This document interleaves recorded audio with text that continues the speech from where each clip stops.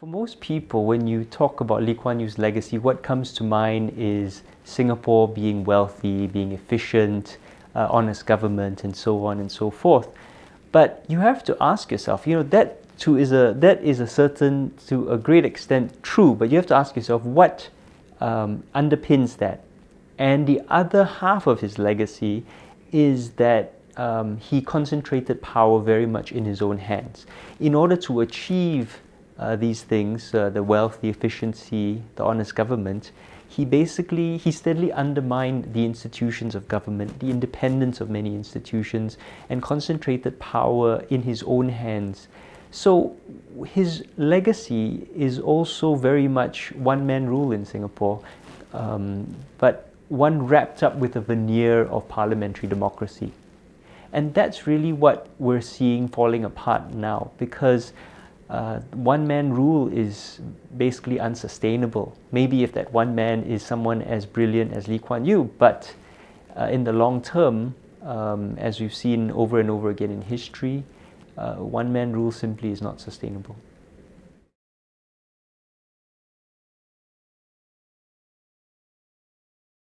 Lee Kuan Yew basically learned a lot from his British colonial masters.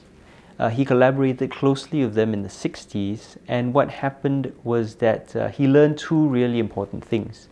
The first is that by creating an atmosphere of fear, right, a climate of fear, you can use that to justify the abrogation of democracy, anti-democratic measures, authoritarian measures. And with that, once you've got complete control of the legislative process, you can then pass illiberal legislation, anti-democratic legislation, through the form of democracy, but not the substance of it.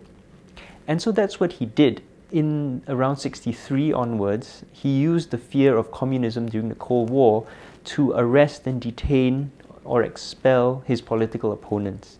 By 1968, he had complete control of parliament. Every single seat belonged to his party.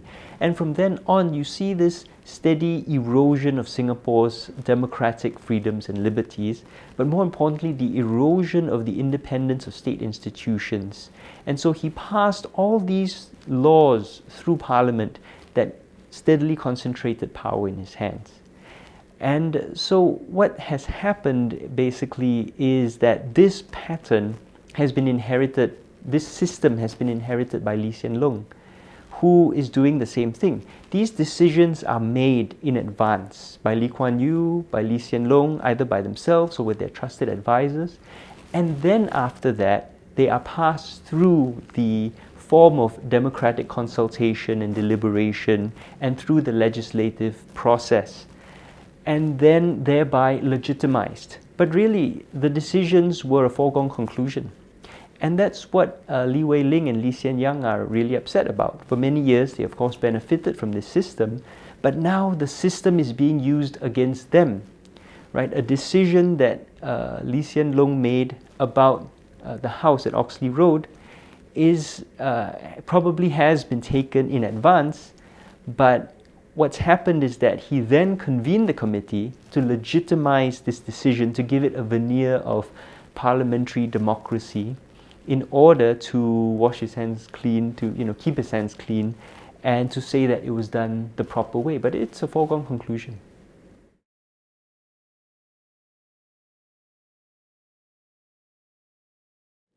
So what Lee Kuan Yew bequeathed was a system which actually relied very heavily on the personal authority of Lee Kuan Yew. And that is what his son has inherited. Now, the problem with a system where so much power is concentrated in the hands of one man is that the interests of that one man, from his own perspective, become indistinguishable from the interests of the state. And as long as that one man was Lee Kuan Yew, there was a very clear harmony of the man and the state. But now the Lee family is three people, and they have very different interests, very different perspectives. And so they're fighting each other. But their battle over the legacy of Lee Kuan Yew demonstrates very clearly how authority in Singapore still stems from Lee Kuan Yew, not from Lee Hsien Loong. Lee Hsien Loong, of course, is now fighting back by using the machinery of the state against them, which shows just how much his personal and the national interests are blurred together, right? Again, part of Lee Kuan Yew's legacy. But his siblings are fighting back against him with the only real weapon they have, which is to try and deprive him of the authority of Lee Kuan Yew. So what we have today is actually a very brittle system, which is still reliant on the personal authority of a dead man. And that's why this issue of Lee Kuan Yew's legacy is so important now.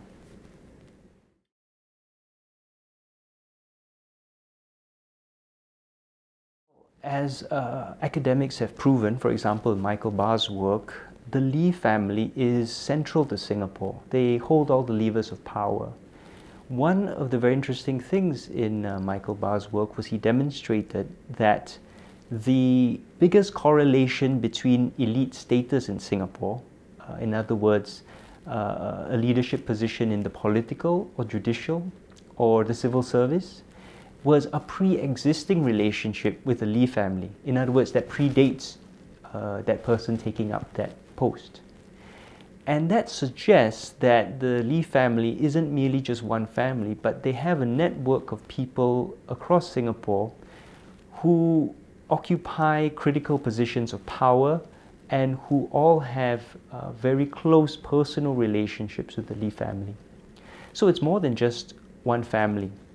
And it also, again, right, it's a very brittle system, because if that family falls apart, all these other relationships are affected. So their squabble isn't merely one just of a single family. It's very much of national interest as well.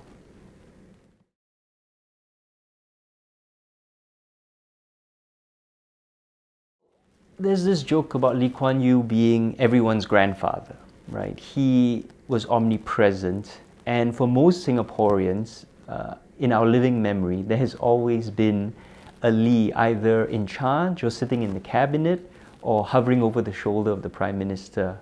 So the Lee family is in many ways our first family, but because of this close association of Lee Kuan Yew with Singapore, in some ways they also embody Singapore.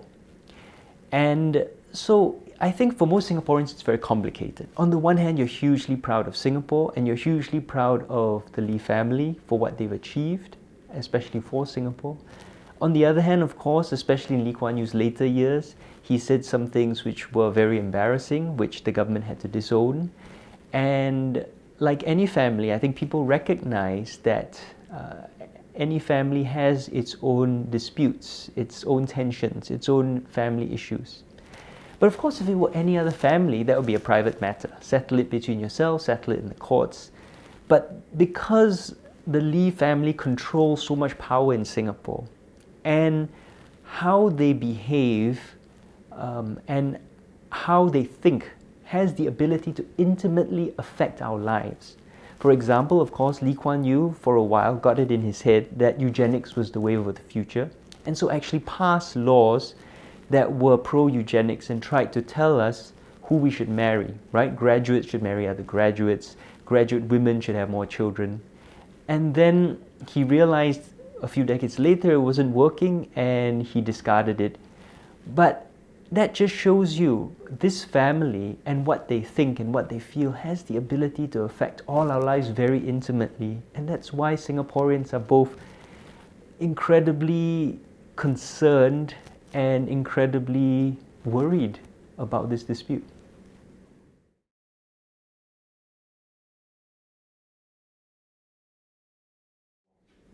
In the short term, no.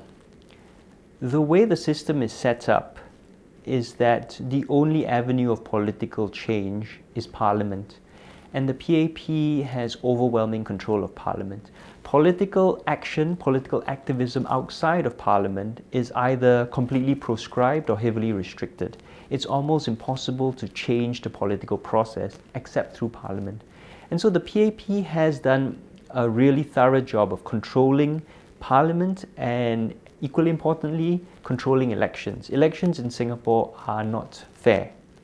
They are heavily rigged through the gerrymandering, through the GRC system, through the town councils. So in the short term, the PAP control of Singapore is rock solid. And as long as Lee Hsien Loong remains Prime Minister, the family's control of the party remains solid. But in the long term, it's become quite clear just how brittle the system is, how reliant it is on one man, on one family, and how unsustainable it is. We've seen this again and again through history. We remember people like Augustus or Chin Su Huang as great leaders, cruel, but very effective, and people who actually made great contributions to their society, transformed their civilizations, but they completely botched the succession. Both of them saw the country fall apart in, well, they didn't see it, but once they died, the country fell apart in civil war. And that's Singapore's long-term future right now, that there is so much power concentrated in one office. It's such a ripe prize. And what we're going to see is a lot of infighting and maybe even quite possibly overt political fighting over that office, because it's either that office or nothing, right? Everything in Singapore rests on the prime ministership. So in the long term, there is going to be a period of severe chaos. In the medium term, in the short to medium term, probably crackdowns to reduce any sort of dissent, right? Historically, splits in the elites have led to crackdowns by the establishment, right? Again, we see this in many different countries over history. But in the long term, without the authority of the founder, without the authority of the one man who's able to control all these different interest groups, things split apart. And so there will be some chaos, but in the long term, I have faith in Singapore, in my countrymen, that we will manage it and hopefully build the foundations for a better democracy.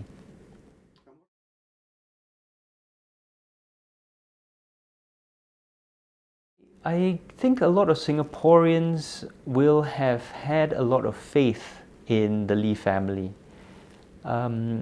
There has been a lot of effort also put into building up this image of the Lee family as a model family, and Lee Kuan Yew and his wife as a model marriage, and his children as model children.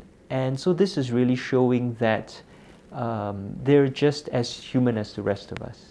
So I think, yes, it will help a certain amount of consciousness about the fact that our leaders are just human like the rest of us. They're not perfect. But there is a long way between being cognizant of that our politicians are politicians, self-interested, fallible, and actually being able to affect political change. You know, as I mentioned, in Singapore, that is very, very difficult because of the sheer amount of control that the government has.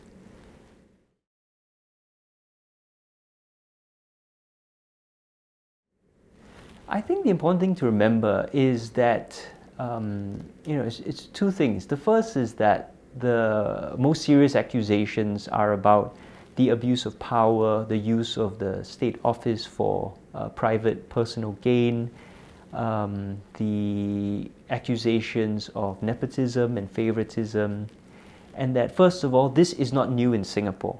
This has existed for decades under Lee Kuan Yew. And those are the important accusations that Singaporeans need to be concerned about. But even people who say, no, this is a petty family dispute, need to remember that family has an immense amount of power over our lives.